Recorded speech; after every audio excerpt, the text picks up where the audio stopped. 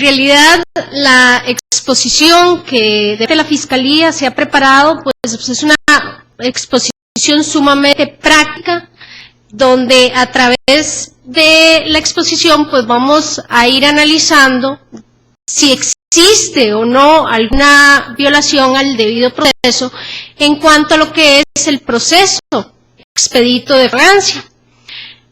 Primero que nada debemos de entender que el proceso expedito de flagrancia surge en nuestro ordenamiento jurídico como una necesidad a darle una respuesta inmediata a aquellos asuntos donde la persona pues, será detenida posterior a haber cometido el delito o con rasgos de que cometió el delito.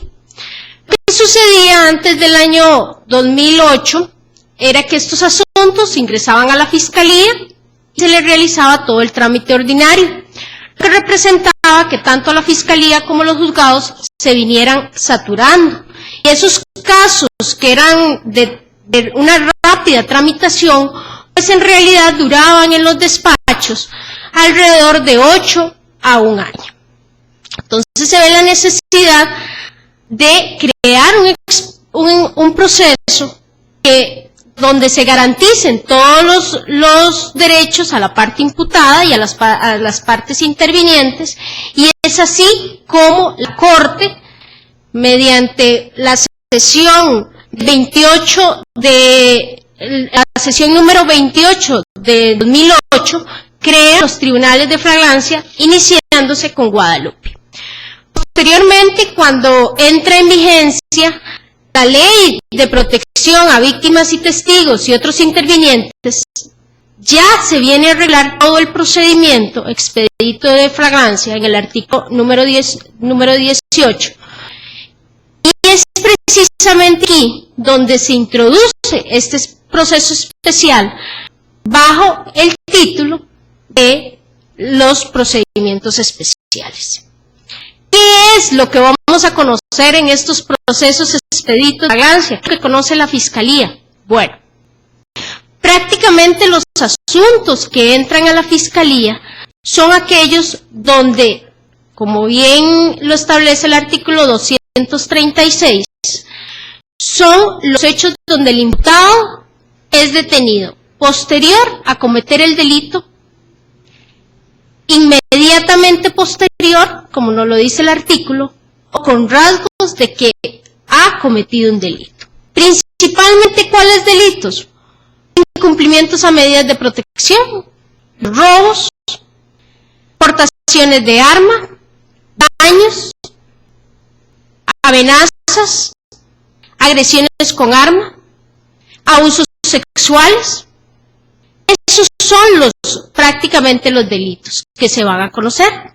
Ya lo que son los delitos más complejos, como es un peculado, una administración fraudulenta, donde se requieren pericias especiales, esos procesos no se conocen bajo el proceso expedito de flagrancia. ¿Y por qué razón? Bueno, aunque hemos tenido en los últimos tiempos asuntos como, por ejemplo, de drogas, tenemos una realidad en nuestro sistema, y es que no podemos obviar que se requieren pericias especiales.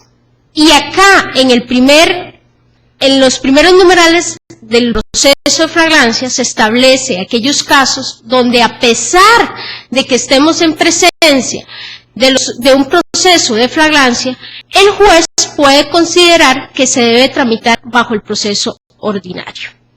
También aquellos asuntos donde pues no está claro la imputabilidad o no del imputado, también esos procesos, para garantizar el derecho de defensa, se van a remitir parte de los jueces al proceso ordinario. ¿Cuál es el procedimiento? El procedimiento en realidad es muy sencillo. Los oficiales de la fuerza pública o las personas civiles realizan la detención del imputado, ingresa el asunto a la Fiscalía, De una forma preliminar, el fiscal realiza una entrevista al oficial actuante, a la parte ofendida, y determinamos si estamos en presencia o no de un proceso de flagrancia. Inmediatamente, si estamos en presencia de flagrancia, nos comunicamos con los defensores. Esto en razón de que si bien es cierto, el artículo nos habla de que tenemos que invitar al imputado a que nombre un defensor de su confianza, cuando son abogados privados, tenemos que garantizar también el derecho de defensa. Y muchas veces pues, los abogados nos indican, y es un derecho que tienen, que van a durar 3 horas, 4 horas en presentarse a la fiscalía. Y la entrevista ya en forma, donde se hace de forma de audio y video, tiene que estar presente un defensor. Y de ahí que la defensa pública siempre está presente. Posteriormente, en el momento en que se apersone el abogado privado, pues por parte de la fiscalía se le brinda copia del trámite que se ha realizado. Se toma la denuncia, se entrevista al oficial actuante. Si hay testigos, se toman las entrevistas respectivas, y una vez con elementos probatorios, el fiscal identifica al imputado. Esta identificación no es la indagatoria como la conocemos en el proceso ordinario. Sin embargo, sí se le tiene la obligación el Ministerio Público de indicarle a la persona por qué razón está detenida, si desea un abogado de su confianza o si desea, en caso contrario, si desea ser asistido por la defensa pública, y solicita la audiencia inicial. Esta audiencia inicial la conoce un juez de tribunal de juicio, donde el juez lo que va a determinar es si estamos en presencia o no de un proceso de flagrancia, y si el mismo se va a poder tramitar en los 15 días que establece la ley, si es que no existe ninguna pericia, ninguna prueba que vaya a durar más de estos 15 días. En esa audiencia inicial, aparte de conocerse la competencia, se solicitan medidas cautelares, si fuese el caso, y de una vez la defensa indica si desea reservarse o no el plazo de los 24 horas, para precisamente formular la estrategia de defensa. Acá surgen las primeras inquietudes y los primeros cuestionamientos, incluso ya se han presentado recursos de constitucionalidad al respecto, sobre 2 temas principalmente. Primero, se ha dicho que se violenta el debido proceso y propiamente el derecho de defensa al dársele 24 horas en realidad a la defensa para preparar la estrategia. Es muy poco tiempo, máxime cuando los asuntos, los horarios muchas veces son en la noche, ¿verdad? Entonces, si llega un asunto a las 9 de la noche, prácticamente hay una serie de horas que el defensor pues no tendría posibilidad de preparar su estrategia de defensa. Y el otro cuestionamiento ha sido de que también se violenta el debido proceso, porque esta resolución inicial en la cual se declara la competencia del tribunal y se ordenan o no se ordenan medidas cautelares, no existe posibilidad de recurrirla. se establece el recurso de apelación. Nuestra sala constitucional ha dicho que el derecho de defensa, pues en realidad no se viene a violentar, porque el derecho de defensa se debe de entender como que la parte tiene derecho a contar con toda la prueba, y precisamente eso se cumple al estar presente el defensor desde el momento en que se toma la denuncia, se toma el parte, a tener una comunicación privada con el imputado, también se cumple, se les da un espacio para que hablen, y que este término de las 24 horas es suficiente. Con respecto al segundo punto, lo que se ha indicado la sala es que tampoco existe una violación al debido proceso, dado que estas resoluciones en realidad no vienen a contradecir lo que se establece en la Convención Americana de Derechos Humanos en el artículo 2.8 con respecto al derecho a recurrir, porque el derecho a recurrir en realidad es para las sentencias condenatorias finales. Eso es lo que se ha dicho. En realidad, a manera personal, considero que sí, respecto a lo que es el derecho de apelación de las medidas cautelares, sí debería de existir, sí se tiene que reformar. ¿Y cómo? O sea, ¿cómo? Porque no es solamente decir que sí se debería reformar. ¿Y por qué? Bueno, porque es claro que sí tiene derecho las partes, tanto la defensa, si es que se está ordenando algún tipo de medida cautelar, de que otra instancia la conozca, o el Ministerio Público, si es que se deniega, existiendo un juez de apelación, exclusivamente de apelación. Y en el momento en que se rechaza la solicitud de medida, inmediatamente ahí, en esa audiencia, las partes podrían, recuerden que el proceso es meramente, pueden perfectamente presentar el recurso y entrar este segundo juez a conocer si lleva razón o no lleva razón la parte impugnante. Y en nada va a atrasar el proceso expedito. Una vez de que se determinó de que el proceso sí se va a conocer bajo esta modalidad, y si hubo reserva del plazo de las 24 horas, hay una continuación de audiencia.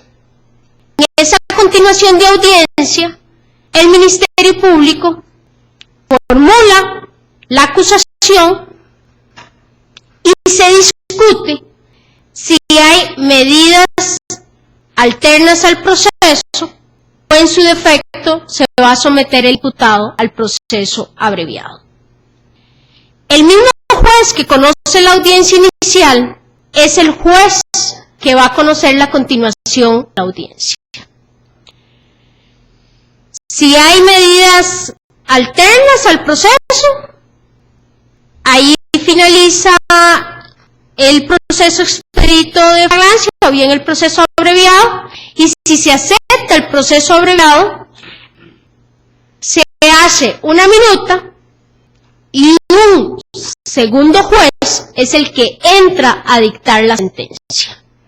En caso contrario de que no prosperen ni medidas alternas ni el proceso abreviado, entonces el juez lo que realiza es revisa que la acusación cumple con todas las formalidades. Si los hechos no son precisos, claros, o no hay ninguna imputación, tiene la posibilidad de decirle al Ministerio Público que corrija en ese acto la acusación. El Ministerio Público corrige la acusación y pasa el asunto a juicio. Si el juicio, por cuestiones de la ley orgánica, es de competencia de un juez unipersonal, entrará otro juez distinto al que conoció la audiencia inicial y la continuación de la audiencia. Y si es colegiado, pues obviamente entrará los 3 jueces que conforman esa sección que no conocen el asunto.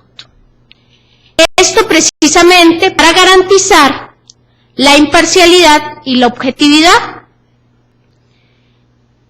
Y esto es otro de los aspectos que se ha querido tratar de indicar que existe una violación al debido proceso, precisamente porque en un primer momento pues los jueces conocían y se decía que entraban a conocer las cuestiones de fondo, porque el juez que conocía la audiencia inicial, que conocía las medidas cautelares y que después se tenía que ver si procedía o no las medidas alternas al proceso y el abreviado, dictaba sentencia. Entonces, lo que trató las diferentes secciones, en este caso, pues, la labor ha sido prácticamente de Guadalupe, los jueces de Guadalupe han sido como el experimento, quienes han tenido que venir a regular,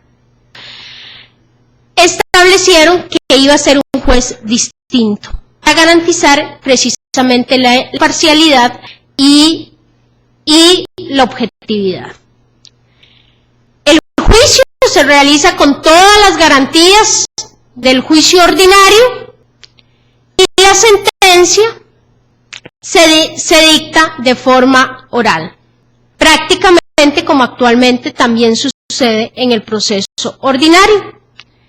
Las partes tienen los 15 días para recurrir, para apelar, y si es necesario prorrogar la prisión del imputado, el tribunal cuenta con los 6 meses, al igual que existe para el proceso ordinario en la etapa de juicio, donde cualquier juez, si condena a una persona, puede prorrogar la prisión hasta por 6 meses.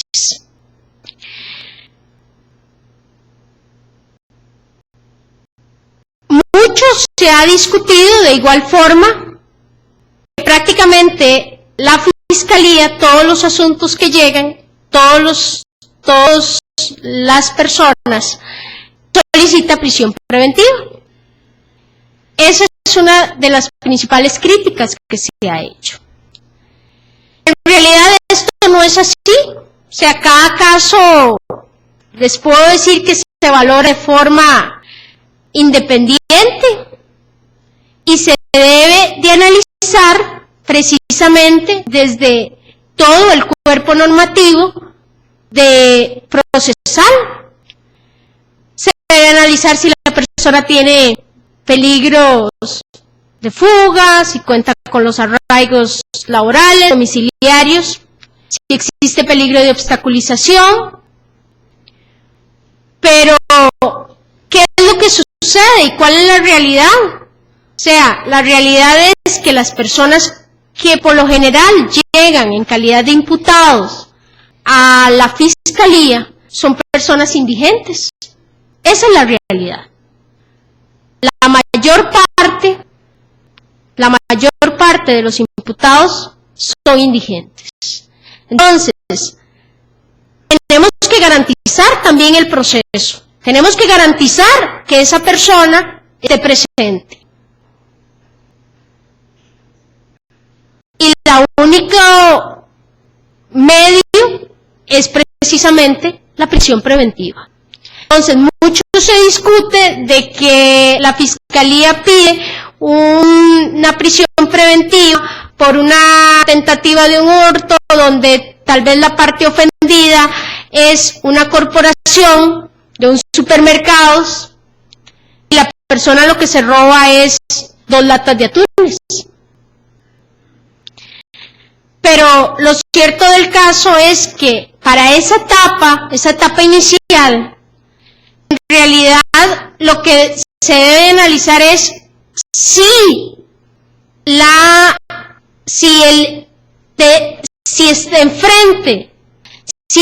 prisión preventiva viene a cumplir los presupuestos de garantizarme tener al imputado al proceso.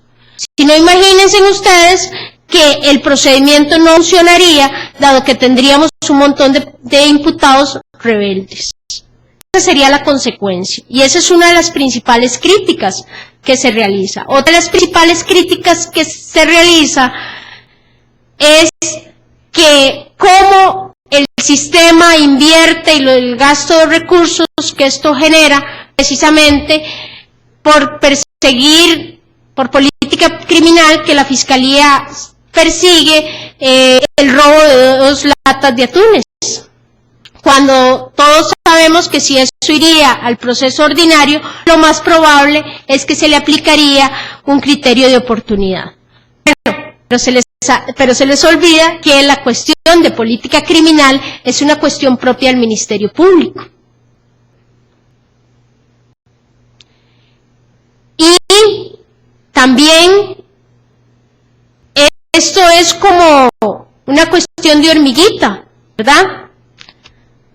Estas personas en realidad muchas veces se valen precisamente de que las penas son mínimas para seguir delinquiendo.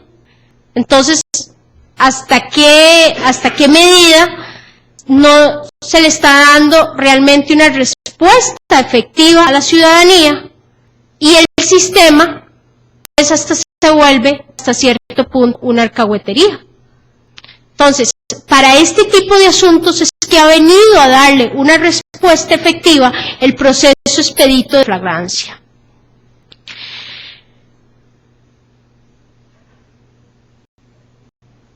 ¿Cuáles son las ventajas que se encuentran? Bueno, precisamente los ofendidos y todos los participantes del proceso, desde la policía judicial, la policía administrativa, la policía municipal, y las víctimas en especial, encuentran una respuesta pronta al hecho de que han sufrido precisamente. ¿Por qué razón? Incluso hasta el propio imputado, porque sabemos que en el proceso ordinario muchas veces el imputado va, quizá que cometió un robo agravado, de primera instancia cualquier juez del país le va a imponer mínimo 1 mes de prisión preventiva, mínimo, si le va bien. Pero la realidad es que le imponen 3 meses de prisión preventiva. Esa es la realidad. Y en 3 meses, se los puedo decir con seguridad, son pocas las fiscalías que en 3 meses formulan acusación. Quizá que esa persona va a estar en prisión mínimo 6 meses. Y en el proceso de flagrancia, resulta que a esa persona lo que establece ya el proceso son 15 días máximo que puede estar en prisión preventiva. En 15 días se tuvo que haber realizado el juicio, y si es encontrado culpable, pues su situación cambia, y ahí sí el juez de juicio le puede imponer 6 meses de prisión preventiva.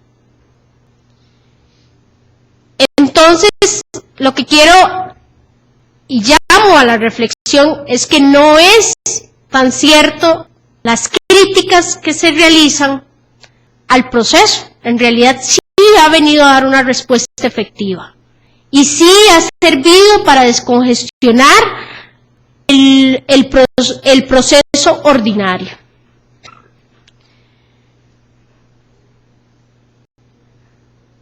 Y prácticamente, a excepción de lo que les dije, que sí considero que tiene que existir la apelación a la medida que ordena la prisión preventiva.